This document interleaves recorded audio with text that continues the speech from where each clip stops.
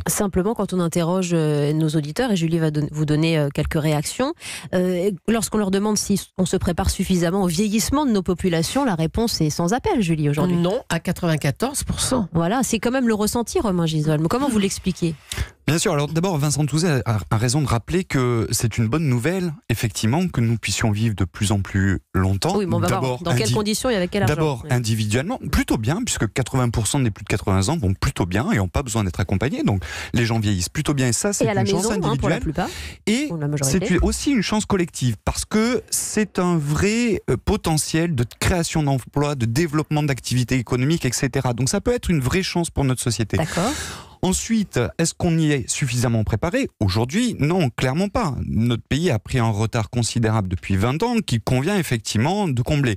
Là, la ministre va se voir remettre un rapport, là, très incessamment sous peu, aujourd'hui, dont nous pouvons espérer qu'il engage enfin cette grande réforme qui est attendue depuis 15 ans dans le secteur et qui permettrait effectivement d'engager les investissements nécessaires, investissements notamment socio-économiques qui permettront à la fois de concilier les impératifs éthiques, c'est-à-dire mieux accompagner les personnes âgées, vous avez raison Wendy Bouchard, à domicile et en établissement, et en même temps permettre de concilier aussi les impératifs économiques, c'est-à-dire créer ces centaines de milliers d'emplois. On a quand même une équation que je livre à l'économiste. On a 3 millions de chômeurs et on a ici un secteur qui est sous-doté et qui est un secteur d'avenir en matière d'emploi. C'est là où le paradoxe est inquiétant quand même, Vincent Touzet.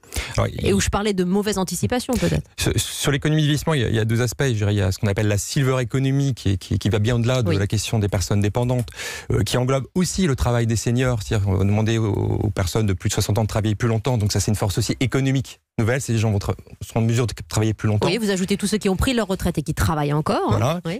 Et puis, il y a tout le fait aussi que le temps libre des retraités qui se traduit aussi par des besoins économiques nouveaux, qui se traduit aussi par une force de travail nouvelle, qui peut être l'engagement auprès de leur famille, leurs enfants, leurs petits-enfants. Et parfois aussi, à 60 ans, on peut avoir un parent dépendant, donc aussi ce temps libre peut être mis à disposition aussi de la famille. Et après, voilà, il y a gérer l'économie du vieillissement très, très tardif, c'est-à-dire l'entrée en dépendance, là qui concerne la fin de vie, puisque l'entrée en dépendance est autour de 83 ans, pour une durée de vie moyenne de 3 ans et demi. Donc là, effectivement, le rapport grand âge, il va se focaliser sur ces dernières années de vie, qui sont peut-être pas forcément les plus belles années, mais qui peuvent aussi se traduire par un bien vieillir, si c'est anticipé, s'il y a un effort socio-sanitaire pour favoriser la prévention face au vieillissement. Mais est-ce qu'on a négligé aujourd'hui, parce que vous parlez de la silver economy, c'est-à-dire la force de pouvoir d'achat des seniors aujourd'hui, qui voyagent beaucoup, qui achètent aussi, qui ont capitalisé, voilà. À partir de 83 ans, on n'est plus là-dedans. On a des gens qui coûtent plus à la société, ça je caricature, qui ne rapportent parce qu'ils sortent moins de chez eux, ils participent moins de l'économie.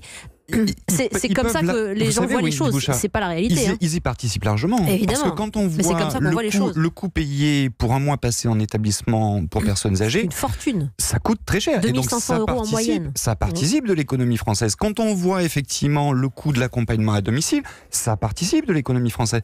Et puis, si effectivement l'enjeu c'est de mieux accompagner les gens au quotidien, c'est aussi de leur permettre justement de pouvoir se réaliser et donc de pouvoir continuer à avoir une vie culturelle, de pouvoir continuer à sortir, etc. Ce que je veux dire, c'est qu'on a l'impression qu'on considère nos plus de 83 ans comme des gens qui ne sont plus utiles à la société et qu'on parque certains dans les maisons de retraite. Alors qu'ils y participent largement et que si nous les accompagnons mieux, si notre société fait en sorte de mieux les accompagner, de mieux les intégrer, de mieux leur permettre de participer, ils y participeront encore plus.